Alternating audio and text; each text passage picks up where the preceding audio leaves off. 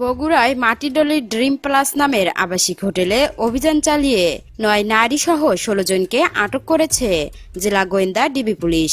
রোববার রাত ১২টার দিকে তাদের আটক করা হয়। এ তথ্য নিশ্চিত করে বগুড়া গোয়েন্দা পুলিশের ইন্সপেক্টর রাকিব হোসেন বলেন, গোপন সংবাদের ভিত্তিতে শহরের মাটিডালি এলাকায় অবস্থিত হোটেল ড্রিম প্লাসে অভিযান চালানো হয়। এ সময় অনৈতিক কাজের অভিযোগে ১৬ জনকে আটক করা হয়েছে। তিনি জানান, আটক নারীদের বাড়ি বাগেরহাট, খুলনা, নওগাঁ, চাঁদপুর, গাজীপুর, নেত্রকোনা, শরীয়তপুর, দিনাজপুর ও গাইবান্ধায়। অপরদিকে আটক পুরুষদের বাড়ি বগুড়ায়। তাদের বিরুদ্ধে আইনগত ব্যবস্থা প্রক্রিয়াধীন। বগুড়া সদর থানার মাধ্যমে তাদের আদালতে পাঠানো হয়েছে।